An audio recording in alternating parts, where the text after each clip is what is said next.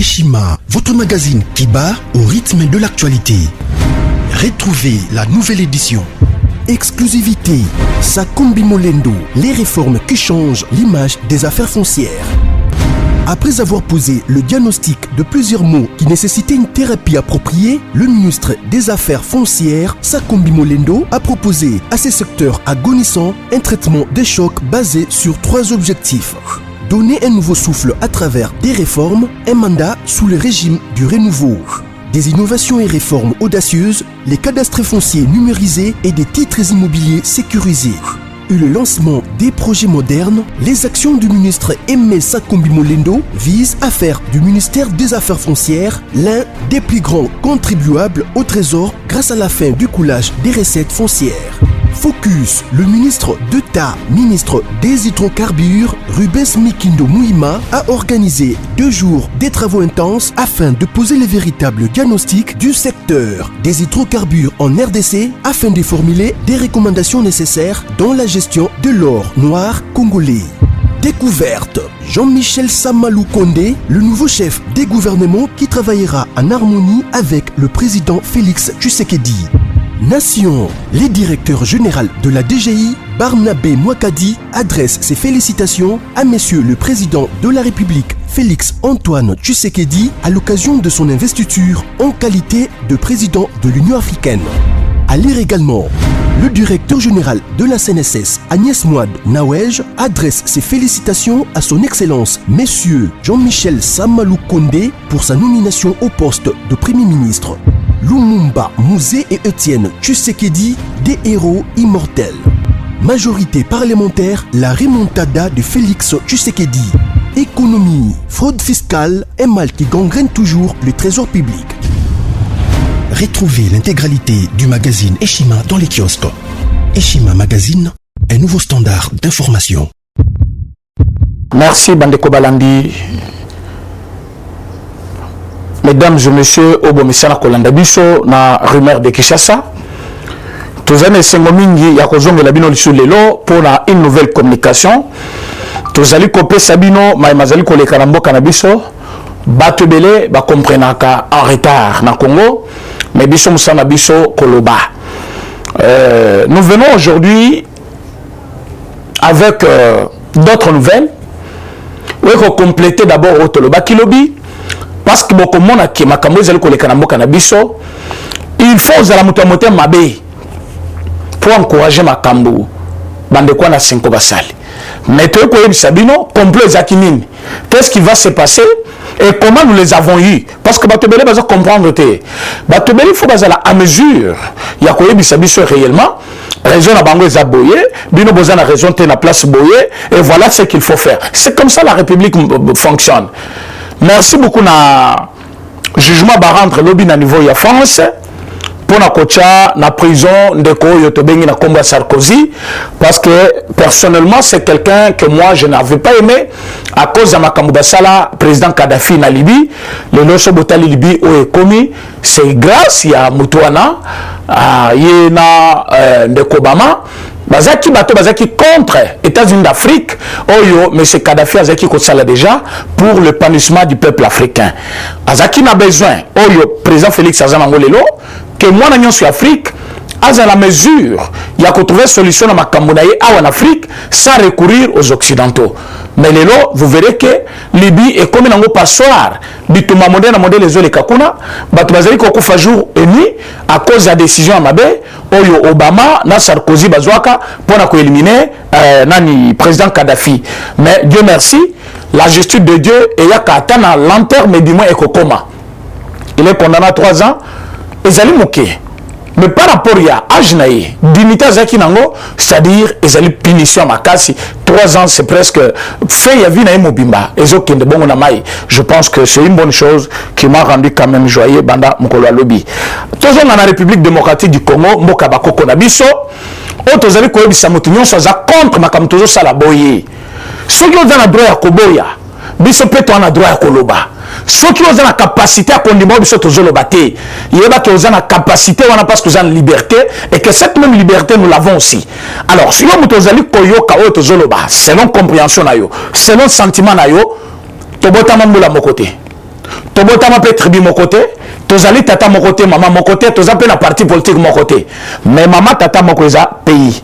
Alors ndima ozana date de naissance na yo, ngape na zana yangai. Ndima ozala na façon na ko sala ngape na zana yangai. Il ne faut pas vouloir que je sois toi. Donc moi je suis moi, toi tu vas être toi. Ce qui va se passer aujourd'hui, vous verrez ce qui va se passer. Toujours le belango quand même. Il y a un colonel. L'armée de mission Zalakati. Ceux qui nous talonnent l'armée, babenga kango désertion. Lobaba lungulayo. Parce que mbebe leki, balobi ozo kokalisu kosala, musala oyote. Et bakoye ba musani il faut ba pesa yo. Et plus ni bako kocha yo. Parce que musala armée, ezali musala ezali ba seke, ezali musala ezali makambo belé. Kosili sa yango pe kozala un homme libre, ezalaka une bonne chose te. Parce que souvent, ça expose la République, ça expose les secrets d'État, ça expose notre armée, ça expose quand même notre dispositif de contrôle. Alors voilà pourquoi on a toujours mis bateau balungwaka en armée, réinsérer dans la société, mais après une bonne formation pour que bateau na bazonga bateau normal. Mais il faut qu'il y ait des causes. Soit aux amants amouké, soit aux amants une capacité d'exercer, soit ce n'est pas moutoumoko boye, talanetoye. Ce général s'appelle général Sematama. Na évité comme ils ont comme tribune na Congo pour malalivoso na okayango kaka Kabila soki azaki kolokota bato wapi malamoko mati bango ba colonel ba généraux to évité Kabila comme ça bato nyonso ba colonel ndenge na ba généraux otala mutu boy kombo tina te mais malamo biso tona ba comme so bengi kala la oyebike muluba so ba bengi shako oyebike awa tozana niveau ya batetela so ba lobi to bengi nani oyo nani. Comment on appelle ces gens ici? Kassongo, Okuta, il y a Bandundu. Soba Bengi, Fayulu. Quand même, on a Bandundu, Tamulaï pour zoyer, pour les accompagner pénarades na Congo. Mais ceux qui Bengi, par exemple, Kuru, il y a déjà qui n'a coûté na Katanga. Mais comment il y a Sematama, ceux qui Sematama, déjà, j'ai commencé à chercher, et à Katribinin, c'était difficile pour nous retrouver. Mais colonel a 3 étoiles. 3 étoiles, commandant de surcroît, Azali commandant zone Mobimba. Il y a défense, on a l'humain armée. Mais aujourd'hui, on a armée pour Kende Wapi. Est-ce que c'est un choix? Non. Mais à l'humain pour Kende Wapi. Le monsieur quitte l'armée de lui-même. Et ça s'appelle désertion. Et un déserteur na Congo, il faut pas qu'il y ait un boloko. Mais ce monsieur est signalé là-bas, na Minembwe. Quand on a comme na Minembwe, bamoni bangona nan bakel komo na ye na général Mususu oyo a démissionné qui paie alumwa qui paie en armée. Colonel plutôt bazali mibale. Colonel Samatama na colonel Makanika. Bakomi ba colonel Bibale. Bangona so balungwe armée. Moko alungwa ki na moma ya Kabila akena Minembwe. Kile lobo bi kina Minembwe kineza la kate. Na plateau wana bato bazoni kokufa chaque jour. On le siko alumwe alambi wana kuna na niveau ya Minembwe na ibisaka bino makambo na 2020. C'est un danger qui guette la République. Mais il y a des gens afandi na salon na ye soit le ko ko les atem mali les côtés trop parce que ça parfois na internet au félé. Yo na bandi ko tuté na place bosala musala na place bosala musala bino bozaka na média bozolela. Moussala journaliste les années. Moussala communicateur les années. Moussala porte-parole les années. Donc pour toi, quand quelqu'un parle dans des médias, il ne fait pas un travail. Un travail, c'est aller pètre le banane na brousse. Ou pour vous, il faut écouter na di paunaye, soit achinaye, azokata banzete. Pour que nous sala musala, écoutez na libulu boko a minéré, azo sala musala. Donc ceux qui viennent parler dans des télévisions, ceux qui parlent dans des radios, bazo sala musala te. Moment ya ko sala musala, bino bozaka na qui vous a dit que est-ce que moi je suis ministre? Moi mon travail c'est parler, dire ce qui ne va pas. Dénoncer place mabe ezali pour que l'État abongisa. Mais musala ya ministre, ezali domaine ba PC. Ezali ministre à EPSP, tala makambo tele enseignement. Musala ya ngwana. Alors quand toi tu me dis moi ici, non, area ko sala musala, bino boza ko na média. Est-ce que bateau il faut basala musala ba domaine na bango, tu empêcher bango non boke ko sala te parce que biso tolo ba na média, c'est toi qui dois ouvrir l'œil surtout bongo o comprendre que moto oyo azali koloba ezali musala na ya koloba oyo il faut akende musala ya zamba ake zamba oyo akendaka na enseignement ake kotangisa oyo akendaka ko donc mutu no mutu azana musala na yi donc tu dois comprendre que tant moto ko dénoncer que colonel oyo aza déserteur bato bayebi ye maintenant kaza déserteur ake wapi na Minembwe l'état congolais doit prendre des mesures. Comment il faut encadrer parce que tant bakomi balé c'est un grand danger. Oh ya liboso makanika tant akendaki il s'est rebellé contre FARDC. C'est un militaire colonel alungwa na armée alungwa ba secret boni ayebi armée comment ayebi ba source de commandement nyonso ndenge utaka ayebi comment ba commandement pe utaka ayebi nini tozango comme coopération avec d'autres pays ayebi poche d'insécurité tozango ayebi pe faiblesse armée pour ezali pe une organisation partout dans le monde il y a de points de force et de faiblesse aussi alors armée na biso ko vous allez pe na ba faiblesse na yango mutaza colonel full vous pensez qu'il ne connaît pas ça et surtout s'il a déjà duré na kati armée et surtout que soki commandement nyonso ya troupe oyo azango na maboko et le kaka par lui. Il ne connaît pas pourquoi il a une décision, pourquoi il connaît. Alors, général dans Liboso, comme on a dit, Makanika Akenaki, Atiki armée, à quel côté, Basso na ye na Katia Minembwe, Banano Koboma Batu. Voilà tant Bazo Boma Congolais, Bazo remplacé par des Rwandais. Bazo Boma Congolais, Bazo remplacé par des Rwandais. C'est une opération qui est menée à Goma aussi. Tous les Rwandais Bazan à Goma, Bazali empoisonné ba Congolais. Bango sko bazo bota bazo comme belé bazo empoisonner ba congolais tant qu'on empoisonne zami na Goma donc ce sont les congolais qui partent bazo boma bino au mona bacho poison bango moko biso to na remède OK pour le remède ba ajouter donc on peut ça mutunyo confiance au loko bachenga poison na kende kuna ba ke ko pesa ngai kisi anti poison motozo kende pas poison anti poison yé muto empoisonner yo akamati biso poison mususu abakisi ote omoni tango kosanza biloko wana tango kosala excusez-moi le terme les diarrhées tango kosala yango ekosila zoka tango beta ngo bon après 3-4 jours odaye babomi bato ebele maintenant na kati ya Minembwe mosala tata azaki kosala yango wana mosala ye ko éliminer ba congolais tango asilisi ba congolais bato na ye bazoya ba congolais ba minoritaire babandi bitumba wana Kabila azo cochonner yango azotala mais bisaki bino pona Robert non il est parti. Est-ce qu'il est revenu? Mais votre gouvernement a armé, va rejoindre Batouane. Yo fandi kuna oli otala makambu, ozo sabi sala sala. Wana tango colonel wazo lungwa armé. Ake Minembwe, bake kutana na colonel mususu pour attaquer république 5 ans monité. Ba évêque ba monité. Mais ba évêque ba uzaki na ese non? Ba ye. Ba yebi ke na ese eloko wana salembe. Babi que colonel en armée a quelques rejoindre colonel Moussous ba Kotizamba pour passer la République guerre. Entre temps, Zozo Kotsaminduk, Kabila Kuna zo commandé ba Moussous, mais bangomi balé ba Kotizamba. Et vous dites que non, les acharnements, les temps de Moussala Moussala, Bozo s'attaquer qu'à la famille Kabila. Qui vous a dit que tu as affaire avec famille Kabila? Quand Mobutu azaki na mboko web c'est ba ki famille Kabila toujours de la famille Kabila parce que ba yaki ko sakapare na mboka na biso avant bango bazala on parlait de cette famille là est-ce qu'on citait comme Kabila minoko na biso est-ce que tozaki na besoin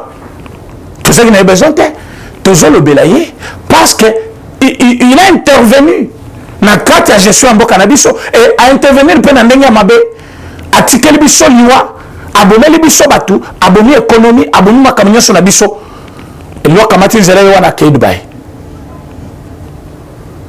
bin karudi abinya yebisi binono akoya dans 3 jours 3 jours ngo eza libanga ekokikate 3 jours lik Shadara yebisi bino c'est un voyage de moins d'une semaine akendaki dimanche oyo tikoleka ezalaki déjà une semaine les autres za mardi ça fait une semaine 2 jours donc semaine ngo ya bango ezakana combien de jours ezakana 9 jours Kabila na zongité bah, on se bat 15 jours.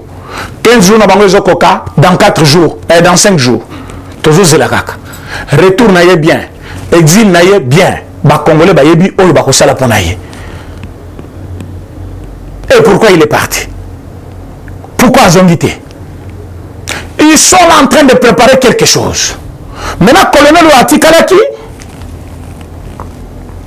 a eu ordre, c'est Matama, a eu ordre que tu dois quitter pour rejoindre telle personne. Tant Walungwe, à quelle place ma kanika Azali, Bakutani, Nabatu na bango bazali déjà conformé na Minembwe. Yango bomona ki sikoyo, oyo tobengi na kombo ya Azarias, azaki ko précipiter installation à commune. Donc ils allaient maintenant à partir ya commune babandi ko resserrer bana tuwana na kati armée bakoti donc Minembwe mobimbe comme on dirait camp militaire Barwandais na Barwandais Anteni avec Minduki. Maintenant babandi ko attaquer tous les territoires voisins, babandi ko attaquer toutes les provinces voisines jusqu'à ce que bako éliminer Est Mobimba et komi bango na bango à la République à perdre partie à Est babandi bitumba contre pays mususu bazui moka na biso en otage. C'était ça leur plan, soutenu par les Occidentaux. Quelqu'un me dit, mais c'est quel discours, mon frère? Le but que le chef de l'État a une bonne relation avec Batouana. Oui, mais le monde a un camion. Na minéré la carte, na oloba ki angolobi. Na mnake koko sa camion na. Ça c'est le temps de Dieu. Dieu va tout faire pour que Oignon Sozaki caché et mon âme. Je l'ai dit hier, je le répète aujourd'hui. Yo Moutounion Sozana plan Yamabe contre le chef de l'État. Ozana plan Yamabe contre la République démocratique du Congo. Le président chef de l'État a déjà dédié ce pays, cette nation entre les mains de Dieu. Et le Dieu du ciel est en train d'agir. Camion na Monisco na cohésion.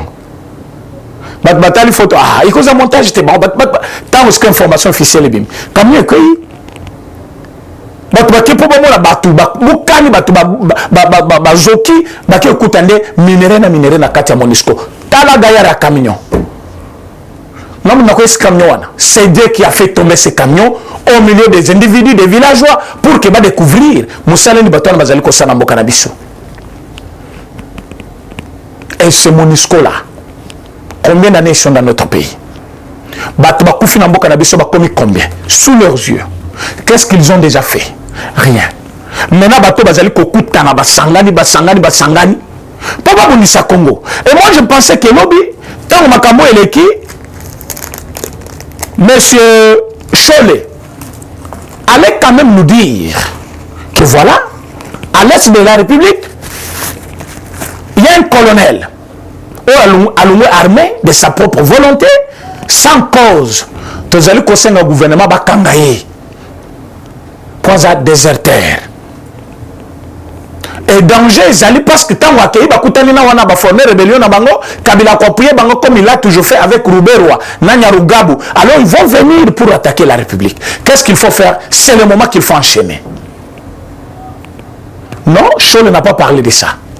Et donc vous allez vous préoccuper Chole, Otembi, Mosengo, Ambongo, et donc vous allez vous préoccuper mais écoute, le respect que tout le monde a pour le prêtre, vous le mettez où? Je ne comprends pas ces gens ici.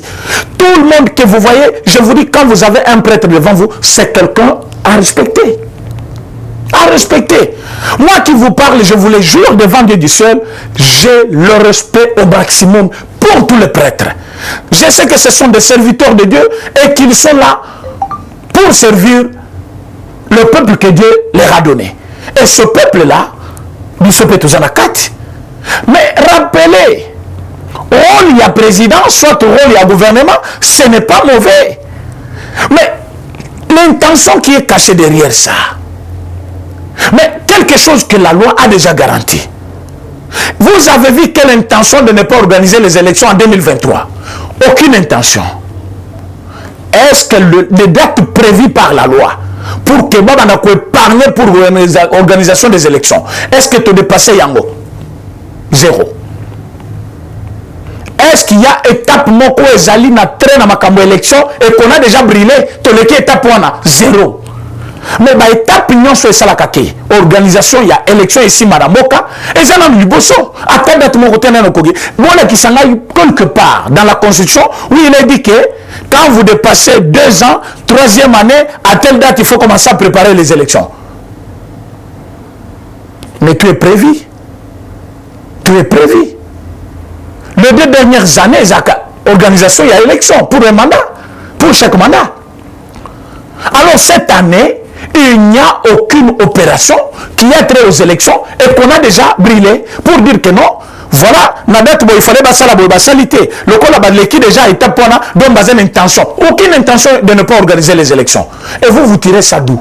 Pour dire non, nous voulons coûte que coûte les élections. Et quand vous regardez, vous verrez que langage à Chole n'a pas tunaye, Mosengo, Nani, Chole, Ambongo.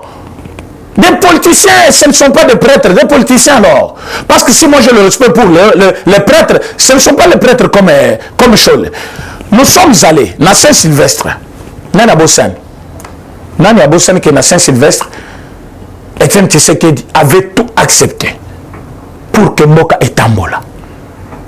Et on s'est convenu qu'il va nommer Premier ministre, monter opposition. Et on a précipité la mort le président Etienne Tshisekedi. Le président Etienne Tshisekedi avait déjà laissé un nom. Et comment on appelle ça qui banane? Évêque catholique.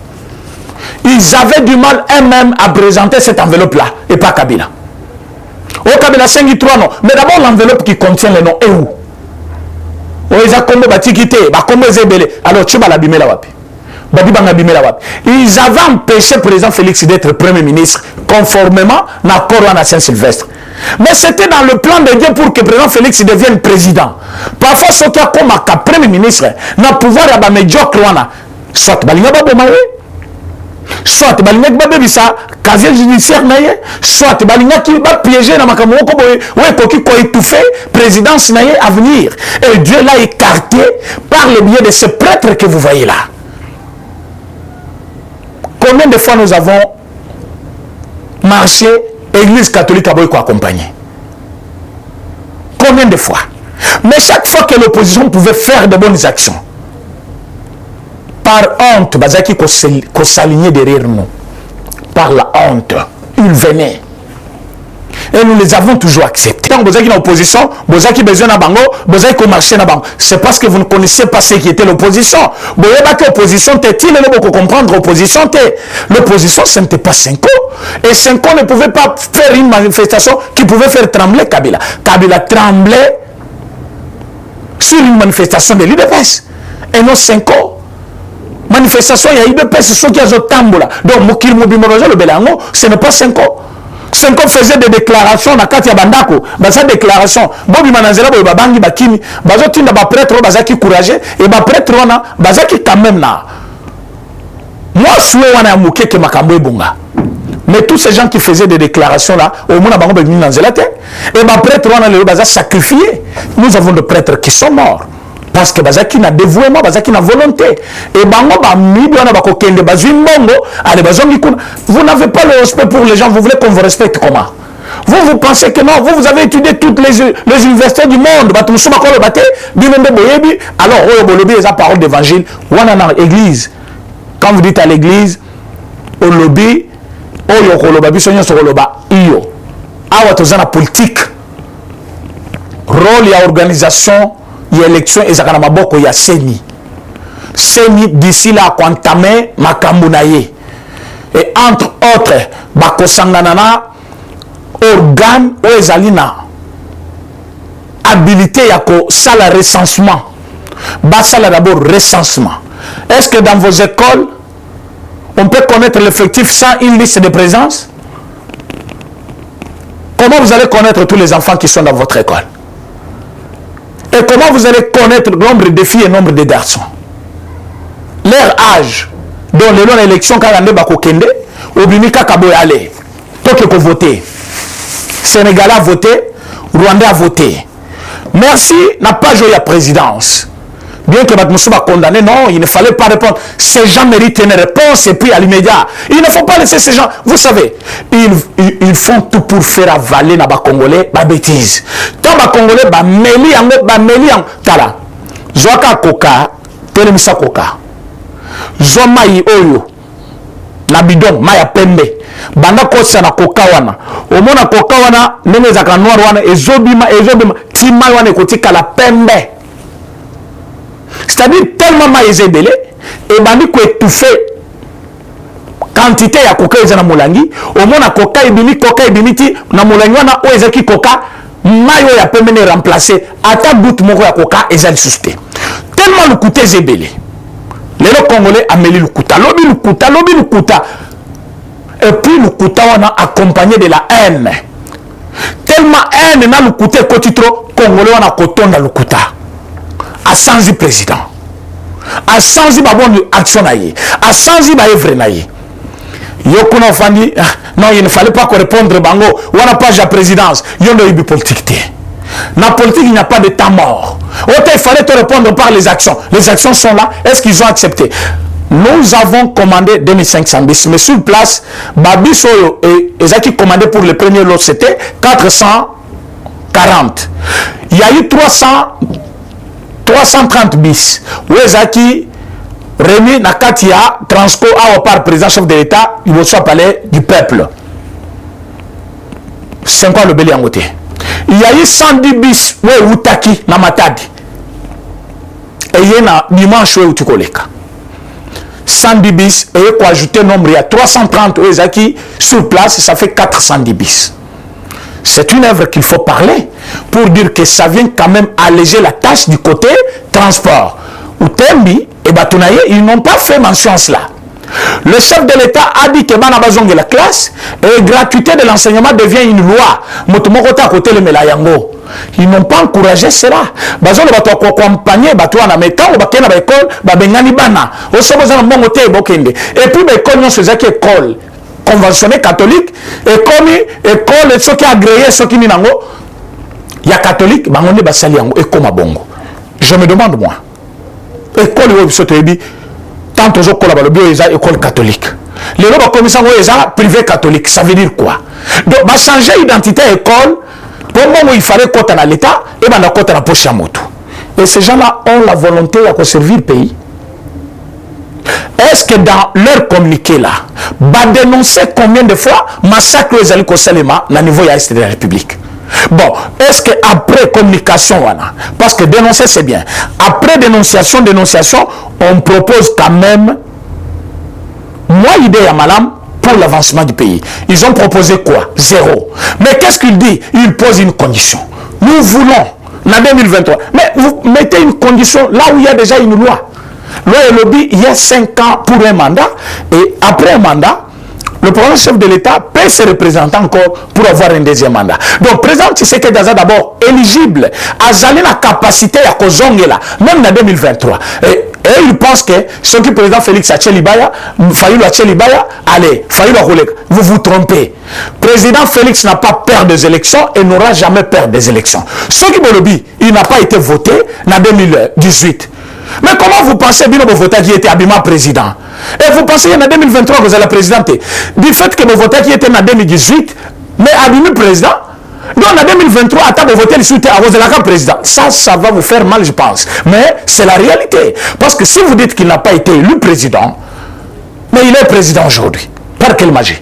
Donc en 2023, par la même magie, il sera toujours président et vous serez toujours aux abois. Mais le mandat est là, en cours, 2 ans seulement qu'on a consommé. 2 ans, à peine 2 ans. Donc nous avons 2 ans et 1 mois. Donc on a encore 3 ans plein. Plein. Et 3 ans on a, toko mette en open dada na ndenge yake motuto sepela na mboka. Tala, bien on sera président Félix. Vous président Félix bientôt. Attendez, je vais vous faire voir ce qu'il est. Président Félix, c'est un homme honnête. Honnêteté na vie à Moutunions et Foutak, même plus tard.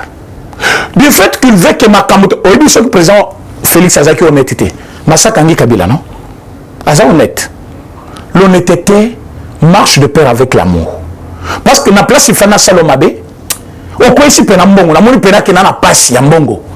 Mais na lokoti mbongo wana, na zungisilio, na fandi na passe na ngai.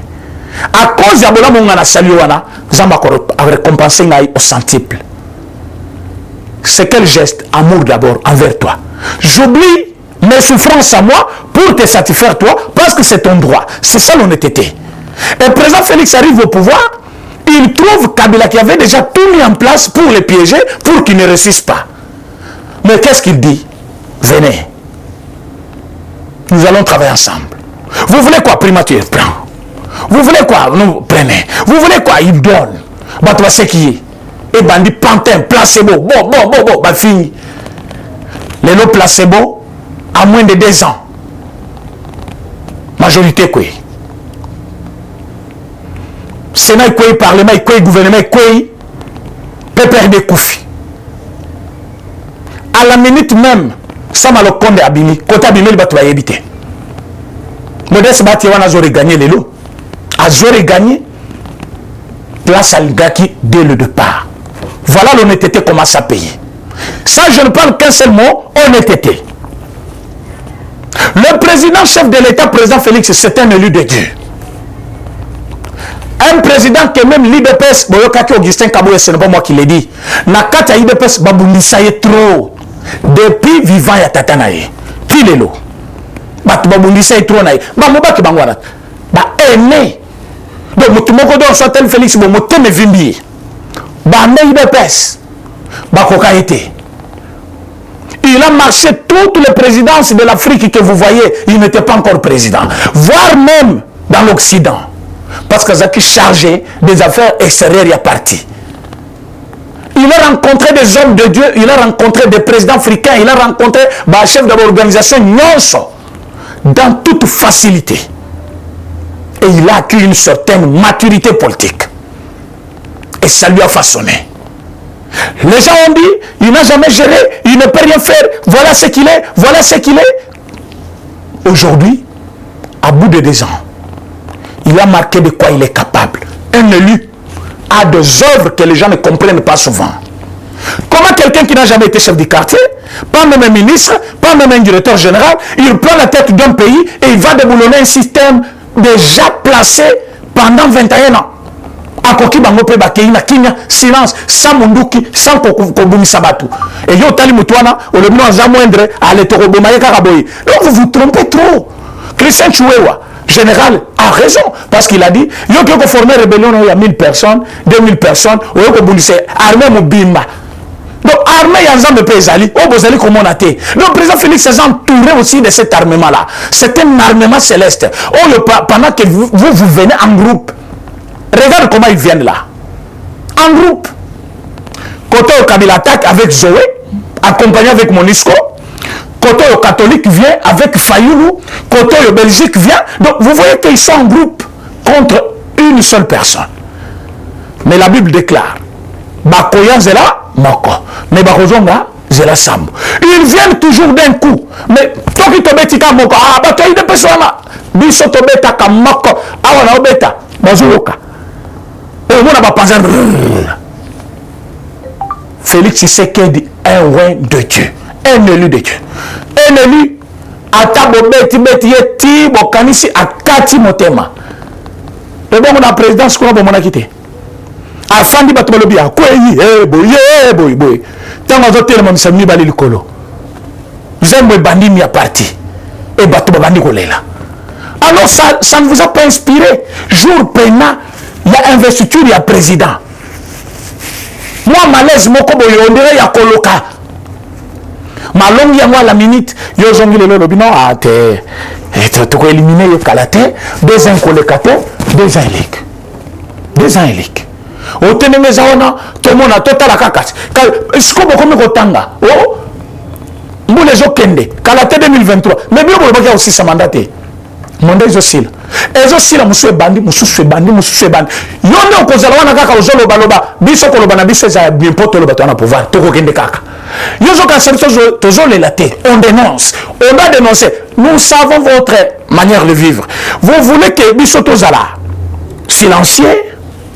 Pobo loba qui nous dit un mot consent. Comme si nous acceptons des accusations mensongères là que vous venez avec. Non. Nous ne cautionnons pas cela et nous n'allons jamais accepter cela. Nous avons bolobi te répondre. 5 ans, ils allaient parti politique à l'église catholique. Ils allaient parti politique. Bazo ça la politique. Naswa na bango, soit Fayoulou, soit Mbemba. Bazo mon président Félix Tshisekedi. Mais social à Congolais Nyonso. Vous avez dénoncé quoi? Que banata bazo ki kotanga au félé. Vous êtes contre la gratuité. Vous avez brandi les éléments ici. Au Totinaki, 25 000 témoins. 25 000 témoins représentent 25 000 bureaux. Alors qu'on avait 520 000 bureaux. Bah alors, comment on peut avoir les résultats sur 25 000 seulement, 25 000 bureaux, 25 000 pendant qu'on avait 520 000 bureaux. Alors, ça veut dire quoi? Ça veut dire que résultat boyaki nangozaki ya lukuta. Et résultat on a-t-il les lots, tous qui causent la bino na cour constitutionnelle. Pour vous brandir bah résultat na bino, vous n'avez jamais brandi cela. Et quand il s'agissait, il y a procès wana, to monaka bah juge Batouni monsieur Fayoul. Dans quel bureau vous pensez que vous avez eu autant de voix et que va proclamer Yangote? Si vous nous le dites, nous on va partir dans ces bureaux-là pour recompter les voix. Est-ce qu'il a sorti un seul nom d'un bureau où il a été élu, alors va boycotter, vote naïe, va présenter vote à Moutoumoussous? Aucun bureau. Je vais vous dire une chose. Boti Katosa Moussala, Fachao Saboulou. Bon, c'était encore le baboy, donc Fachao Salate. Fachao Sala. Fachao Sala Oya Moussala en tant que président chef de l'État. Biso Tozo Sala Oya, Biso comme équipe Wana. Il y a communication aussi. Alors, ce que nous venons communiquer, c'est pour vous faire voir que nous sommes à la hauteur. Nous connaissons ce que vous faites et nous savons placer une faiblesse pour Kozala, pour Babongissa. Alors, tout ça, on a pour la blaguette, donc le travail est en train d'être fait. Baninga, Oyo, Tobazali Kolanda, Bissolelo. Bayabake. Général Munkutu Oazaki, auditeur général à Koufaki. Il a été déjà remplacé par Lucien Likoulia. Ezali, ordonnance au chef de l'État, à Salaki Mukolo à Lobby. Banomé, auditeur général, il y a FRDC, comme on a eu, Likoulia, Bakoumi, Lucien René. Wana comme auditeur Yassika, ce n'est pas un nouveau nom pour les Congolais, un nouveau nom plutôt, c'est un nom qui est connu, l'armée Batoubayebi, qui est le monsieur, qu'est-ce qu'il a déjà fait? L'expérience est là, le chef de l'État a remplacé directeur. Makamokola les choses athées. Je vous ai dit, d'ici là vous aurez le gouvernement. Makamokola les athées. Yuma a quelque chose faire voir ailleurs. Ok, tous les besoin à se mettre l'expérience. Quelle expérience? Expérience c'est Yuma ya muibi tona ngo besoin te. Likulia azongi na poste wana comme auditeur général en remplacement de général Munkutu Oyo Akufaki pe à son âme. Tous allez côté la bien qu'une armée. Il y aura des réformes. Alors tous les généraux, on va s'azarder la bêtise, avec ce gouvernement de Jean-Michel Samalo Kondé, je vais dire à tous les gens, va comprendre le qu'on va bien. Il n'y aura pas des excuses. Les gens nous attendent à 2023 avec les élections. Donc nous devons mobiliser les fonds. Nous devons avoir un bon budget. Nous devons avoir mon oignon sur l'État, la caisse à l'État. Et non, on va pas chabat. Avec le gouvernement, ça m'a le condé. Attends la famille Moko Boza 5. Bino Soboza, Miyibi, Bakokanga Bino 5. Makamba Oboso Bokanga qui Jeannette Bokanga les Zoé, Bakokanga Bangonso. Non, mon bonheur qui chaleur a commis au Sénat, pardon. Nazo Ebissali sous chaleur les lots. Chaleur, non, ton demi pardon arrêté. Chaleur, nan tondimi makamolobi non président Zamoko, président Félix, maman première dame Zamoko, maman Denise tondimi nan yangote ezali flatterie. Biso tobi que chaleur ozali à la base ya tuerie ya ba combattant na biso belé na lemba. Tobi que chaleur otambola na machette, otambola na minduki na mboka na batu pona koboma ba congolais. Tobi que chaleur nenge ozali wana ozala ba dossier ozali kolo ya mbongo na SNEL ofuta makakuna et pourtant osala kakuna te. Et bozan ebelé tina osese. Tobi comment procès fait banda kalate. Procès fait banda parce que l'inspecteur de finances il faut pas les canaba quoi nyonso ba na kati ya ba institution nyonso l'État ba le effectif faisait combien contrôle physique et salement vous avez combien ici 1000 personnes employées allez venez moko contrôle physique bazu identité na yo bazu adresse physique na yo makamunyo mongo ya l'été fait futaka mutazo sala nous sommes dans quel pays où les gens ne travaillent pas mais ils bouffent quelle est la fonction publique des milliers de personnes bakena musalate mazana matricule akena rapport à ils ont mon naï il faut signer carte présence c'est quel pays ça alors après vous allez dire non bokezo tambolate il faut contrôler tout le monde c'est le travail qui commence le chef de l'État avait déjà dit qui s'en met banda donc na minute oyo akosazarde etali président Jean Remété alors na minute oyo ngai na pesi mbote na batu nyonso o balanda ki bisolobi o balandi bisolelo o bazali ko se faire quand même violence qui a comprendre biso tozoloba. Il y a des gens qui veulent nous comprendre comme ils veulent, non. Essayez de nous suivre pour nous comprendre. Et force quand même votre entendement pour que et comprendre qu'on force entendement na sentiment na yo na sentiment ya mutute na lobelaka mutute. Je ne suis pas défenseur de quelqu'un, je suis défenseur de la République. Moussala na ngai ko la République, Moussala na ngai ko dénoncer ma bête ce qui est zali. Moi je me suis attaqué à tout le monde hein. Je me suis déjà attaqué une fois na bato présidence. Est-ce que c'est parce que Nazali ko défendre l'opposition alors? Quand j'attaquais ma membre de la présidence, ma conseiller chef de l'État, directeur de cabinet, ou à la prison, même Oyo, à Joaquin Intérim, quand je les attaquais, là j'étais qui? Azaki était en opposition. Maintenant quand j'attaque l'opposition, non, il défend François. Non, moi j'attaque tout le monde, sauf qui m'a cambolobé, ça bien été. Je reste là. Je reste là. Je suis au milieu, Oyo, alimi koyoka ngai, akoyoka ngai. Waboyi koyoka, papa. Téléphone na yomoko, ordinateur na yomoko, télévision na yomoko, zappé kende, mais biso, tokoye bisabino c'est qui est vrai. Avec un lenteur bien sûr, mais vous allez nous comprendre. Avec un retard bien sûr plutôt, vous allez toujours nous comprendre. Mais makambo le bakiango, makambo le baki na 2019, na 2020 nous ce kokisam. On a le na 2020 exécution yango na 2021. Donc tu n'as pas à me convaincre parce que na le bakapamba te sonné ko lo bana ibil kam na zoloba. Ah na zoloba na bino makambo za na nzela. Bongisa poche na yo soki oyibaki mbongo ya leta. Bongama na ndako na yo soki oyibaki ndako ya leta. Chaleur a compris amuni Shadara ki Mabunda ki Kabila kini amuni batu nyonso alobi me bango kutu bake bongo biso ba molumbulo to sanin tikana lo bake président za Félix te biso to ndima polo bongo te. Tu dois d'abord subir la loi. Il faut basambisa yo Karine lelo Karine atoki Karine azoto kapona assassinat ya Rossi Mukendi. Donc bobanda kotoka moko bozela ka lobby na ko website no makam. Merci beaucoup. Eshima, votre magazine qui bat au rythme de l'actualité. Retrouvez la nouvelle édition. Exclusivité, Sakombi Molendo, les réformes qui changent l'image des affaires foncières. Après avoir posé le diagnostic de plusieurs maux qui nécessitaient une thérapie appropriée, le ministre des Affaires foncières, Sakombi Molendo, a proposé à ces secteurs agonissants un traitement des chocs basé sur 3 objectifs. Donner un nouveau souffle à travers des réformes, un mandat sous le régime du renouveau. Des innovations et réformes audacieuses, les cadastres fonciers numérisés et des titres immobiliers sécurisés. Et le lancement des projets modernes, les actions du ministre Aimé Sakombi Molendo visent à faire du ministère des Affaires foncières l'un des plus grands contribuables au trésor grâce à la fin du coulage des recettes foncières. Focus, le ministre d'État, ministre des hydrocarbures, Rubens Mikindo Mouima, a organisé 2 jours des travaux intenses afin de poser les véritables diagnostics du secteur des hydrocarbures en RDC afin de formuler des recommandations nécessaires dans la gestion de l'or noir congolais.